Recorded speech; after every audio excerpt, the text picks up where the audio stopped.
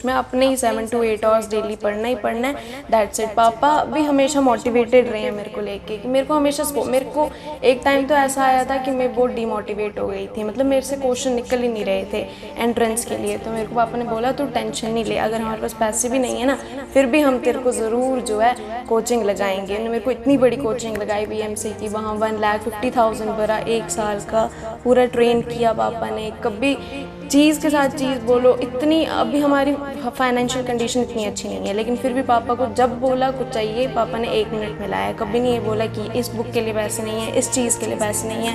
और फैमिली भी हमेशा मोटिवेटेड रही है, मेरे ताऊ जी हमेशा बोलते रहे हैं, मामू ने बोला हुआ है, मामू बस ये बोलते हैं मनप्रीत तूने अपने पेरेंट्स की गरीबी दूर करनी है, तूने अपने पेरेंट्स को प्राउड करवाना है, बस वही चीज़ रही थी दिमाग। ਤੇ ਅੱਜ ਮੈਨੂੰ ਲੱਗਦਾ ਹੈ ਕਿ ਇਹ ਜੋ ਮੂਵਮੈਂਟ ਹੈ ਨਾ, ਇਹ ਮੈਨੂੰ ਲੱਗਦਾ ਜੇ ਕਿਸੇ ਦੇ ਕੋਲੇ ਕੋਈ ਕਰੋੜ ਅਰਬਾਂ ਖਰਬਾਂ ਪੈਸੇ ਵੀ ਹੋਣਗੇ ਨਾ, ਇਸ ਮੂਵਮੈਂਟ ਦੇ ਕੋਈ ਪੈਸੇ ਨਹੀਂ ਹੈਗੇ। ਕਹਿੰਦੇ ਨੇ ਨਾ ਇਹਦਾ ਜਿਵੇਂ ਕਹਿ ਸਕਦੇ ਇਸ ਮੂਵਮੈਂਟ ਆ ਇਹਦਾ ਕੋਈ ਵੀ ਨਹੀਂ ਹੈ। ਕੁਛ ਖੁਸ਼ੀਆਂ ਐਸੀਆਂ ਹੁੰਦੀਆਂ ਨੇ ਮਨਪ੍ਰੀਤ ਜਿਹੜੀਆਂ ਪੈਸਾ ਬਹੁਤ ਕੁਛ ਹੋ ਸਕਦਾ ਲੇਕਿਨ ਪੈਸਾ ਸਭ ਕੁਛ ਨਹੀਂ ਹੋ ਸਕਦਾ। ਲੇਕਿਨ ਜੋ ਤੁਸੀਂ ਅੱਜ ਆਪਣੇ ਪੇਰੈਂਟਸ ਨੂੰ ਪ੍ਰਾਊਡ ਫੀਲ ਕਰਵਾਇਆ ਨਾ, ਦੁਨੀਆ ਦੀ ਪੈਸੇ ਦੀ ਤਾਕਤ ਇੱਕ ਪਾਸੇ ਔਰ ਤੁਹਾਡੇ ਵਰਗੇ ਲਾਇਕ ਬੱਚੇ ਇੱਕ ਪਾਸੇ, ਮੈਨੂੰ ਲੱਗਦਾ ਤੁਸੀਂ ਆਪਣੇ ਪੇਰੈਂਟਸ ਦੀ ਦੌਲਤ ਹੋ। ਵਾਹਿਗੁਰੂ ਜੀ ਕਾ ਖਾਲਸਾ, ਵਾਹਿਗੁਰੂ ਜੀ ਕੀ ਫਤਿਹ। ਇੱਕ ਬਾਣੀ ਚੈਨਲ ਵੇਖਣ ਵਾਲੇ ਸਾਰੇ ਦਰਸ਼ਕਾਂ ਦਾ ਮੈਂ ਰਮਨਦੀਪ ਕੌਰ ਨਿੱਘਾ ਸਵਾਗਤ ਕਰਦੀ ਹਾਂ।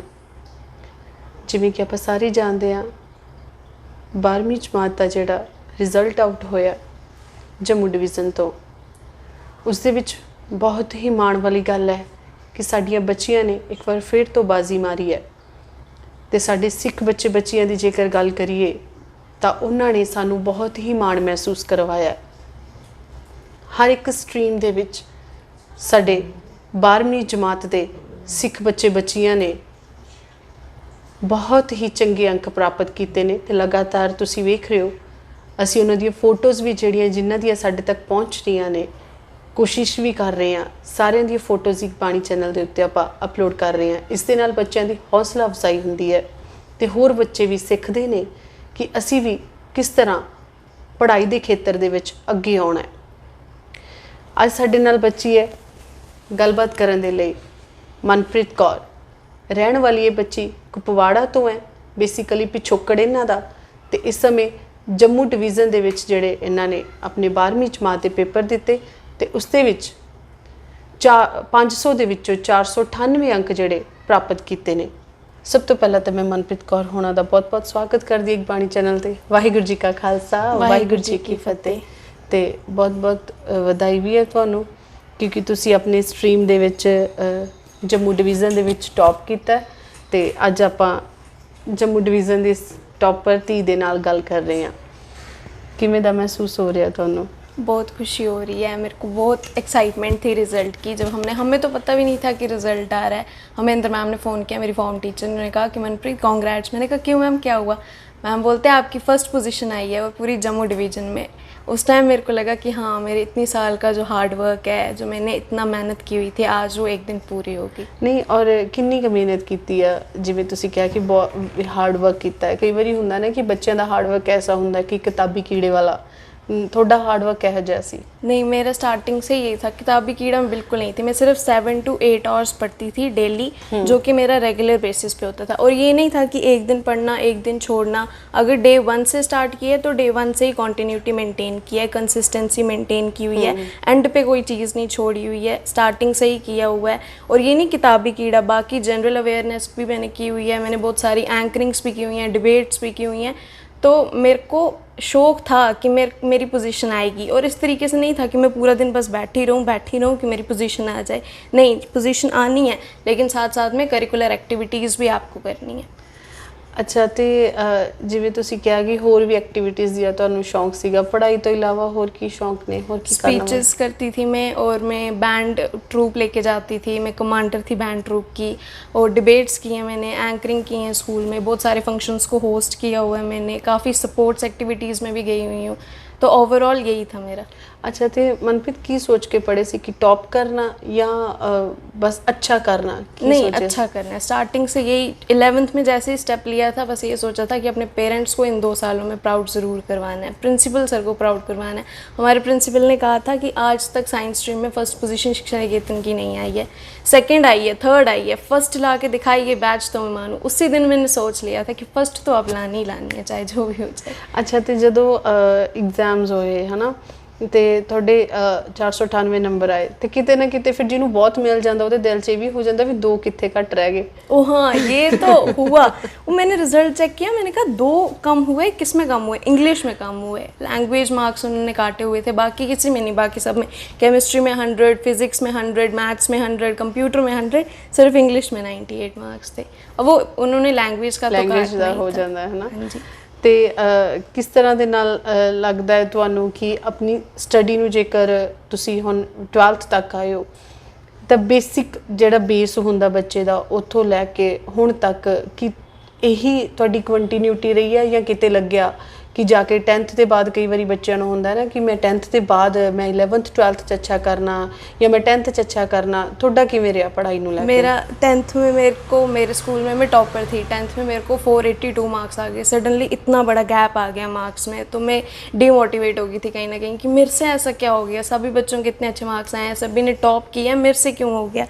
मेरे को पेरेंट्स ने समझाया कि मेरे को पापा कहते थे कि मनप्रीत तेरे को 10th में नंबर नहीं आए ना, वाहिगुरु जी तेरे को 12th में वो नंबर देंगे जो तेरे 10th में कम हुए। और वही आज हुआ, वही 12th में नंबर आया। लेकिन मैंने अपनी कंसिस्टेंसी को मेंटेन किया था। ये नहीं कि 10th का सोच के मैं बैठ गई अब क्या होगा, ये कैसे हो गया, कुछ नहीं, मैंने ऐसा कुछ नहीं सोचा। बस कंसिस्टेंट रही स्टार्टिंग से, डे 1 से, और at the end hard work का आपको मिल ही जाता है फिर। ਅੱਛਾ, ਤੇ 10th ਦੇ ਵਿੱਚ ਕਿਵੇਂ ਲੱਗਿਆ ਕਿ ਤੁਹਾਨੂੰ ਨॉन ਮੈਡੀਕਲ ਸਟਰੀਮ ਦੇ ਵੱਲ ਜਾਣਾ ਚਾਹੀਦਾ ਹੈ? मेरा 9th से ही शौक था कि मेरे को IIT जाना है, JEE क्रैक करना है, मेरे को इंजीनियर बनना है, गूगल, माइक्रोसॉफ्ट जैसी कंपनीज़ हैं वहाँ जाना है। उसी में मैंने प्लान अपना सोच लिया था कि 10th के बाद मैं कोचिंग लूँगी, मैं JEE मेंस के लिए एग्ज़ाम दूँगी। बस वही मैंने सोचा हुआ था कि मेरे को इंजीनियरिंग करनी है, इसलिए मैंने नॉन मेडिकल लिया। ਅੱਛਾ, ਛੋਟਾ ਭਰਾ ਵੀ ਹੈ ਤੁਹਾਡਾ ਇੱਕ ਹੈ ਨਾ 7th ਕਲਾਸ ਦੇ ਵਿੱਚ, ਕਿ ਉਹਨੂੰ ਵੀ ਤੁਹਾਡਾ ਇਹੀ ਲੈਕਚਰ, ਜਿਵੇਂ ਕਹਿੰਦੇ ਨਾ ਕਿ ਵੱਡੀ ਭੈਣ ਲੈਕਚਰ ਦਿੰਦੀ ਆ ਜਾਂ ਕਹਿੰਦੇ ਪੜ੍ਹ ਲਾ है ना? बस मैं इसको यही टोकती रहती हूँ 24 घंटे कि पढ़ना है, तुझे भी करना है। ये कभी ये थोड़ा लटर मस्त है, इसको खेलने की तरह शौक है, लेकिन मैं इसको बोलती हूँ कि अगर तू खेल भी रहा है ना साथ में, तुझे स्टडीज़ पे भी फोकस करना है, क्योंकि कहीं ना कहीं वो भी तेरे को आगे आएगा। नहीं तो फिर हेल्प रहती है छोटे भरा नू? हाँ, ज़रूर। जब भी इसको हेल्प चाहिए होती है, मैथ समझना होता है मेरे पास आ जाता है, इंग्लिश का कुछ पूछना होता है मेरे पास आ जाता है। अभी इसके पेपर्स ही, ट्यूशन नहीं था अभी, इसके पेपर्स हुए, इसकी सारी हेल्प मैंने ही की और मेरे से ही पूछता था। इसको हेल्प भी नहीं, इसको ये तो मेरे से भी तेज़ है, इसको तो कुछ थोड़ा ही टाइम चाहिए होता है बस चीज़ों को ग्रैस्प करने के लिए, अदरवाइज़ इसको इतना टाइम नहीं लगता है। ਜਿਵੇਂ ਕਹਿ ਲਓ ਕਿ ਸਭ ਨਾਲੋਂ ਜ਼ਿਆਦਾ ਘਰ ਦੇ ਵਿੱਚ ਹੁੰਦਾ ਹੈ ਨਾ ਕਿ ਮੋਸਟਲੀ ਆਪਾਂ ਬੱਚਿਆਂ ਨੂੰ ਦੇਖਦੇ ਹਾਂ ਜਾਂ ਪੇਰੈਂਟਸ ਜਾਂ ਵੱਡੇ ਬੋਲਦੇ ਨੇ ਕਿ ਪੜ੍ਹਨਾ ਬਹੁਤ ਜ਼ਰੂਰੀ ਹੈ, ਤੁਸੀਂ ਪੜ੍ਹੋ ਹੈ ਨਾ। ਤੇ ਕਿਆ ਐਸਾ ਤੁਹਾਨੂੰ ਵੀ ਕਦੀ ਘਰ ਦੇ ਵਿੱਚ ਕਹਿਣ ਦੀ ਕਿਸੇ ਨੂੰ ਜ਼ਰੂਰਤ ਪਈ ਹੈ? ना, मेरे को पापा कभी नहीं बोलते कि मनप्रीत तू पढ़ ले, तू पढ़ नहीं रही है, या तेरा टाइम वेस्ट हो रहा है या कुछ। मैं अपने ही 7 to 8 आवर्स डेली पढ़ना ही पढ़ना है, दैट्स इट। पापा भी हमेशा मोटिवेटेड रहे हैं मेरे को लेके कि मेरे को हमेशा मेरे को एक टाइम तो ऐसा आया था कि मैं बहुत डिमोटिवेट हो गई थी, मतलब मेरे से क्वेश्चन निकल ही नहीं रहे थे एंट्रेंस के लिए। तो मेरे को पापा ने बोला तू टेंशन नहीं ले, अगर हमारे पास पैसे भी नहीं है ना, फिर भी हम तेरे को ज़रूर जो है कोचिंग लगाएंगे। उन्होंने मेरे को इतनी बड़ी कोचिंग लगाई BMC की, वहाँ 1,50,000 भरा, 1 साल का पूरा ट्रेन किया पापा ने। कभी चीज़ के साथ चीज़ बोलो, इतनी अभी हमारी फाइनेंशियल कंडीशन इतनी अच्छी नहीं है, लेकिन फिर भी पापा को जब बोला कुछ चाहिए, पापा ने 1 मिनट में लाया। कभी नहीं ये बोला कि इस बुक के लिए पैसे नहीं है, इस चीज़ के लिए पैसे नहीं है। और फैमिली भी हमेशा मोटिवेटेड रही है। मेरे ताऊ जी हमेशा बोलते रहे हैं, मामू ने बोला हुआ है, मामू बस ये बोलते हैं मनप्रीत तूने अपने पेरेंट्स की गरीबी दूर करनी है, तूने अपने पेरेंट्स को प्राउड करवाना है। बस वही चीज़ रही थी दिमाग। ਤੇ ਅੱਜ ਮੈਨੂੰ ਲੱਗਦਾ ਹੈ ਕਿ ਇਹ ਜੋ ਮੂਵਮੈਂਟ ਹੈ ਨਾ, ਇਹ ਮੈਨੂੰ ਲੱਗਦਾ ਜੇ ਕਿਸੇ ਦੇ ਕੋਲੇ ਕੋਈ ਕਰੋੜ ਅਰਬਾਂ ਖਰਬਾਂ ਪੈਸੇ ਵੀ ਹੋਣਗੇ ਨਾ, ਇਸ ਮੂਵਮੈਂਟ ਦੇ ਕੋਈ ਪੈਸੇ ਨਹੀਂ ਹੈਗੇ। ਕਹਿੰਦੇ ਨੇ ਨਾ ਇਹਦਾ ਇਹ ਪ੍ਰਾਈਜ਼ਲੈਸ ਜਿਵੇਂ ਕਹਿ ਸਕਦੇ ਇਸ ਮੂਵਮੈਂਟ ਹੈ, ਇਹਦਾ ਕੋਈ ਵੀ ਨਹੀਂ ਹੈ। ਕੁਝ ਖੁਸ਼ੀਆਂ ਐਸੀਆਂ ਹੁੰਦੀਆਂ ਨੇ ਮਨਪ੍ਰੀਤ ਜਿਹੜੀਆਂ पैसा बहुत कुछ हो सकता है, लेकिन पैसा सब कुछ नहीं हो सकता। लेकिन जो तुसी अज अपने पेरेंट्स नू प्राउड फील करवाया ना, दुनिया दी पैसे दी ताकत एक पासे और तुहाडे वर्गे लायक बच्चे एक पासे। मैनूं लगदा तुसी अपने पेरेंट्स दी दौलत हो, तुसी अपने पेरेंट्स दा प्राउड हो, है ना। ਕਿਉਂਕਿ ਅੱਜ ਬਹੁਤ ਸਾਰੇ ਲੋਕ ਨੇ ਇੱਥੇ, ਪੈਸੇ ਵੀ ਨੇ ਉਹਨਾਂ ਦੇ ਕੋਲੇ, ਫਾਈਨੈਂਸ਼ੀਅਲੀ ਸਟਰੋਂਗ ਵੀ ਨੇ, ਤਾਂ ਆਪਾਂ ਦੇਖਦੇ ਆ ਕਿੰਨੇ ਕੁ ਜਾਣੇ ਉਹਨਾਂ ਦੇ ਕੋਲ ਚੱਲ ਕੇ ਜਾਂਦੇ ਨੇ। ਜਿਵੇਂ ਅੱਜ ਅਸੀਂ ਤੁਹਾਡੇ ਕੋਲ ਆਏ ਆ ਕਿ ਮਨਪ੍ਰੀਤ ਕੋਲ ਆਏ ਆ, ਮਨਪ੍ਰੀਤ ਦੀ ਗੱਲ ਸੁਣੀਏ, ਸਾਰਿਆਂ ਤੱਕ ਪਹੁੰਚਾਈਏ, ਤਾਂ ਹਰ ਇੱਕ ਕੋਲ ਨਹੀਂ ਨਾ ਕੋਈ ਜਾਂਦਾ। ਤਾਂ ਇਹੀ ਤੁਹਾਡੇ ਪੇਰੈਂਟਸ ਦੀ ਕਮਾਈ ਹੋ ਤੁਸੀਂ ਕਿ ਜ਼ਿੰਦਗੀ ਦੇ ਵਿੱਚ ਉਹਨਾਂ ਨੇ ਆਪਣੇ ਬੱਚਿਆਂ ਨੂੰ ਪੜ੍ਹਾਇਆ, ਆਪਣੇ ਬੱਚਿਆਂ ਨੂੰ ਇਸ ਲੈਵਲ ਤੱਕ ਲੈ ਕੇ ਆਂਦਾ। ਤਾਂ ਇਟ ਮੀਨਸ ਮੈਨੂੰ ਨਹੀਂ ਲੱਗਦਾ ਕਿ ਉਹਨਾਂ ਨੂੰ ਜ਼ਿੰਦਗੀ ਦੇ ਵਿੱਚ ਕਦੀ ਐਸਾ ਮਹਿਸੂਸ ਹੋਣਾ ਚਾਹੀਦਾ ਕਿ ਅਸੀਂ ਕੀ ਕਮਾਇਆ। ਉਹਨਾਂ ਨੇ ਤਾਂ ਜ਼ਿੰਦਗੀ ਦੀ ਬਹੁਤ ਵੱਡੀ ਦੌਲਤ ਕਮਾਈ ਹੈ ਕਿ ਉਹਨਾਂ ਨੇ ਤੁਹਾਨੂੰ ਪੜ੍ਹਾਇਆ, ਹੈ ਨਾ। ਤਾਂ ਹੁਣ ਕੀ ਤੁਹਾਡਾ ਮੈਸੇਜ ਰਹੇਗਾ ਜਿਹੜੇ ਬੱਚੇ 12th ਦੇ ਵਿੱਚ ਹੈਗੇ ਨੇ ਜਾਂ ਸਟੱਡੀ ਨੂੰ ਲੈ ਕੇ ਕਈ ਵਾਰੀ ਜਿਵੇਂ ਤੁਸੀਂ ਕਿਹਾ ਡੀਮੋਟੀਵੇਟ ਹੋ ਜਾਂਦੇ ਨੇ, ਤਾਂ ਮਨਪ੍ਰੀਤ ਦਾ ਕੀ ਐਕਸਪੀਰੀਅੰਸ ਹੈਗਾ ਉਹੀ ਤੁਸੀਂ ਸ਼ੇਅਰ ਕਰੋ। हाँ, बस डीमोटिवेटेड नहीं है होना है आपको, डे 1 से ही कंसिस्टेंट रहना है, डे 1 से ही लगातार मेहनत करनी है। कभी ये नहीं सोचना है कि नहीं मेरे से नहीं होगा, सबसे होगा। अगर आप मेहनत करोगे डे 1 से सबसे होगा। टीचर्स की बात सुनो, पेरेंट्स की बात सुनो, लेम एक्टिविटीज़ पे बिल्कुल ध्यान मत दो, क्योंकि वो मोमेंट जो होता है ना जब आपके पेरेंट्स आपकी सक्सेस से खुश होते हैं, वैसा मोमेंट कोई अचीव नहीं कर सकता। वो आपके दिल को सुकून देता है कि हाँ मैंने कुछ अचीव किया है। पेरेंट्स, हमारे टीचर्स इतने खुश होते हैं। मेरे को तो अब हमें तो वो लोग, ऐसे लोगों ने भी फ़ोन किया जिनको हम जानते भी नहीं है कि आपके बच्चे ने टॉप किया है जम्मू डिवीज़न में। तो ऐसी मोमेंट के लिए आपके पेरेंट्स भी वेट कर रहे हैं, उनको प्राउड करवाओ। और जो बच्चे इस साल रह गए हैं, रीअपेयर होने वाले हैं, उनके लिए भी यही मैसेज है कि अब कंसिस्टेंट हो जाओ, वो चीज़ें छोड़ दो कि नहीं हुआ, अब पढ़ाई की तरफ ध्यान दो, अब अपने पेरेंट्स को प्राउड करवाओ। अगर आपने कम मार्क्स लिए हैं, बहुत अच्छे मार्क्स से वापस से अपने पेरेंट्स को प्राउड करो। बिल्कुल मनप्रीत, अज असी आफ्टर 12th ਜਿਹੜੇ ਤੁਹਾਡੇ ਹੈ ਨਾ ਤੁਸੀਂ ਟੌਪ ਕੀਤਾ, ਉਹ ਇੰਟਰਵਿਊ ਕੀਤਾ, ਤੇ ਇੱਕ ਅਸੀਂ ਹੁਣ ਕੁਝ ਸਾਲਾਂ ਬਾਅਦ ਇੰਟਰਵਿਊ ਜ਼ਰੂਰ ਇੱਕ ਬਾਣੀ ਤੇ ਤੁਹਾਡਾ ਹੋਵੇਗਾ ਜਦੋਂ ਤੁਸੀਂ ਟੌਪ ਕਲਾਸ ਇੰਜੀਨੀਅਰ ਹੋਵੋਗੇ। ਫਿਰ ਤੁਹਾਡਾ ਇਹ ਇੰਟਰਵਿਊ ਤੇ ਤੁਹਾਡਾ ਟੌਪ ਕਲਾਸ ਇੰਜੀਨੀਅਰ ਦਾ ਜਿਹੜਾ ਇੰਟਰਵਿਊ ਹੋਏਗਾ, ਦੋਨੋਂ ਆਪਾਂ ਇਕੱਠੇ ਹੀ ਹੋਣਗੇ। ਚਲਾਵਾਂਗੇ ਵੀ ਇਹ ਕਿ ਜ਼ਰੂਰ ਕਮਿਟਮੈਂਟ ਕੀਤੀ ਸੀ ਪੇਰੈਂਟਸ ਨਾਲ, ਸਾਡੀ ਕੌਮ ਦੇ ਨਾਲ ਤੁਹਾਡੀ ਇੱਕ ਕਮਿਟਮੈਂਟ ਹੈ, ਕਿਉਂਕਿ ਤੁਸੀਂ ਸਾਡੀ ਕੌਮ ਦਾ ਵੀ ਪ੍ਰਾਊਡ ਹੋ, ਹੈ ਨਾ। ਤੇ ਬਹੁਤ ਬਹੁਤ ਧੰਨਵਾਦ ਤੁਹਾਡਾ ਸਾਨੂੰ ਮਾਣ ਮਹਿਸੂਸ ਕਰਵਾਉਣ ਦੇ ਲਈ, ਤੇ ਨਾਲ ਹੀ ਤੁਹਾਡੇ ਪੇਰੈਂਟਸ ਦਾ ਵੀ ਬਹੁਤ ਬਹੁਤ ਥੈਂਕਸ ਹੈ, ਔਰ ਜਿਨ੍ਹਾਂ ਨੇ ਵੀ ਤੁਹਾਨੂੰ ਸਪੋਰਟ ਕੀਤੀ। ਜਿਵੇਂ ਤੁਸੀਂ ਕਿਹਾ ਤੁਹਾਡੇ ਮਾਮਾ ਜੀ ਨੇ, ਉਹਨਾਂ ਨੇ ਵੀ ਬਹੁਤ ਤੁਹਾਨੂੰ ਸਪੋਰਟ ਕੀਤੀ। ਪੇਰੈਂਟਸ ਦਾ ਬੜਾ ਸਪੋਰਟ ਰਿਹਾ, ਸਾਰਿਆਂ ਦਾ ਹੀ ਅਸੀਂ ਬਾਣੀ ਚੈਨਲ ਦੀ ਪੂਰੀ ਟੀਮ ਦੇ ਵੱਲੋਂ ਬਹੁਤ ਬਹੁਤ ਧੰਨਵਾਦ ਕਰਦੇ ਹਾਂ। ਤਾਂ ਹੁਣ ਮੈਸੇਜ ਤੁਹਾਡੇ ਕੋਲੋਂ ਵੀ ਲੈ ਲਿਆ, ਤੇ ਜਿੰਨਾ ਕੁ ਮੈਨੂੰ ਲੱਗਦਾ ਸੀ ਮੈਂ ਵੀ ਆਪਣਾ ਸੁਨੇਹਾ ਨਾਲ ਹੀ ਦੇ ਦਿੱਤਾ ਹੋਇਆ। ਤੇ ਅਖੀਰ ਦੇ ਵਿੱਚ ਮਨਪ੍ਰੀਤ ਇੱਕ ਪ੍ਰੋਮਿਸ ਜ਼ਰੂਰ ਤੁਹਾਡੇ ਕੋਲੋਂ ਲਵਾਂਗੇ, ਕਿਉਂਕਿ ਬਹੁਤ ਜ਼ਰੂਰੀ ਹੈ ਸਾਡੇ ਬੱਚਿਆਂ ਦੇ ਇਸ ਸਮੇਂ ਪੰਜਾਬੀ ਦੇ ਨਾਲ ਜੁੜਨਾ, ਹੈ ਨਾ, ਪੰਜਾਬੀ ਪੜ੍ਹਨਾ। ਤੇ ਤੁਹਾਡੇ ਪੇਰੈਂਟਸ ਵੀ ਮੈਂ ਗੱਲ ਕੀਤੀ ਹੈ, ਤੁਹਾਡੀ ਪੂਰੀ ਫੈਮਿਲੀ ਦੇ ਵਿੱਚ ਸਾਰੇ ਪੰਜਾਬੀ ਹੀ ਬੋਲ ਰਹੇ ਸਨ। ਤਾਂ ਜਿੱਦਾਂ ਤੁਸੀਂ ਆਫ ਕੈਮਰਾ ਵੀ ਮੈਨੂੰ ਕਿਹਾ ਕਿ ਮੈਂ ਆਪਣੀ ਸਟੱਡੀ ਦੇ ਵਿੱਚ ਬਹੁਤ ਜ਼ਿਆਦਾ ਬਿਜ਼ੀ ਸੀ, ਪਰ ਹੁਣ ਤੁਸੀਂ ਪੰਜਾਬੀ ਨੂੰ ਵੀ ਨਾਲ ਨਾਲ ਸਮਾਂ ਦਿਓਗੇ।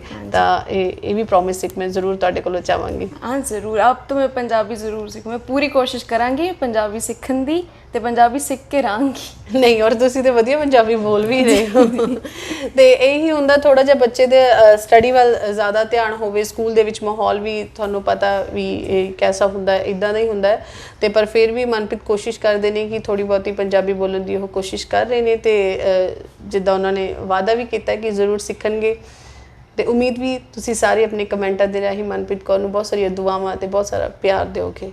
ਵੇਲਾ ਹੋ ਗਿਆ ਤੁਹਾਡੇ ਤੋਂ ਇਜਾਜ਼ਤ ਲੈਣ ਦਾ, ਮੈਨੂੰ ਦਿਓ ਇਜਾਜ਼ਤ। ਵਾਹਿਗੁਰੂ ਜੀ ਕਾ ਖਾਲਸਾ, ਵਾਹਿਗੁਰੂ ਜੀ ਕੀ ਫਤਿਹ। मैं अपने ही 7 to 8 आवर्स डेली पढ़ना ही पढ़ना है, दैट्स इट। पापा भी हमेशा मोटिवेटेड रहे हैं मेरे को लेके, कि मेरे को हमेशा मेरे को एक टाइम तो ऐसा आया था कि मैं बहुत डीमोटिवेट हो गई थी, मतलब मेरे से क्वेश्चन निकल ही नहीं रहे थे एंट्रेंस के लिए। तो मेरे को पापा ने बोला तू टेंशन नहीं ले, अगर हमारे पास पैसे भी नहीं है ना, फिर भी हम तेरे को ज़रूर जो है कोचिंग लगाएंगे। उन्होंने मेरे को इतनी बड़ी कोचिंग लगाई BMC की, वहाँ 1,50,000 भरा, 1 साल का पूरा ट्रेन किया पापा ने। कभी चीज़ के साथ चीज़ बोलो, इतनी अभी हमारी फाइनेंशियल कंडीशन इतनी अच्छी नहीं है, लेकिन फिर भी पापा को जब बोला कुछ चाहिए, पापा ने 1 मिनट में लाया। कभी नहीं ये बोला कि इस बुक के लिए पैसे नहीं है, इस चीज़ के लिए पैसे नहीं है। और फैमिली भी हमेशा मोटिवेटेड रही है। मेरे ताऊ जी हमेशा बोलते रहे हैं, मामू ने बोला हुआ है, मामू बस ये बोलते हैं मनप्रीत तूने अपने पेरेंट्स की गरीबी दूर करनी है, तूने अपने पेरेंट्स को प्राउड करवाना है, बस वही चीज़ रही थी दिमाग में। ਤੇ ਅੱਜ ਮੈਨੂੰ ਲੱਗਦਾ ਹੈ ਕਿ ਇਹ ਜੋ ਮੂਵਮੈਂਟ ਹੈ ਨਾ, ਇਹ ਮੈਨੂੰ ਲੱਗਦਾ ਜੇ ਕਿਸੇ ਦੇ ਕੋਲੇ ਕੋਈ ਕਰੋੜ ਅਰਬਾਂ ਖਰਬਾਂ ਪੈਸੇ ਵੀ ਹੋਣਗੇ ਨਾ, ਇਸ ਮੂਵਮੈਂਟ ਦੇ ਕੋਈ ਪੈਸੇ ਨਹੀਂ ਹੈਗੇ। ਕਹਿੰਦੇ ਨੇ ਨਾ, ਇਹਦਾ ਜਿਵੇਂ ਕਹਿ ਸਕਦੇ ਇਸ ਮੂਵਮੈਂਟ ਆ, ਇਹਦਾ ਕੋਈ ਵੀ ਨਹੀਂ ਹੈ। ਕੁਝ ਖੁਸ਼ੀਆਂ ਐਸੀਆਂ ਹੁੰਦੀਆਂ ਨੇ ਮਨਪ੍ਰੀਤ ਜਿਹੜੀਆਂ ਪੈਸਾ ਬਹੁਤ ਕੁਝ ਹੋ ਸਕਦਾ ਲੇਕਿਨ ਪੈਸਾ ਸਭ ਕੁਝ ਨਹੀਂ ਹੋ ਸਕਦਾ। ਲੇਕਿਨ ਜੋ ਤੁਸੀਂ ਅੱਜ ਆਪਣੇ ਪੇਰੈਂਟਸ ਨੂੰ ਪ੍ਰਾਊਡ ਫੀਲ ਕਰਵਾਇਆ ਨਾ, ਦੁਨੀਆ ਦੀ ਪੈਸੇ ਦੀ ਤਾਕਤ ਇੱਕ ਪਾਸੇ ਔਰ ਤੁਹਾਡੇ ਵਰਗੇ ਲਾਇਕ ਬੱਚੇ ਇੱਕ ਪਾਸੇ, ਮੈਨੂੰ ਲੱਗਦਾ ਤੁਸੀਂ ਆਪਣੇ ਪੇਰੈਂਟਸ ਦੀ ਦੌਲਤ ਹੋ।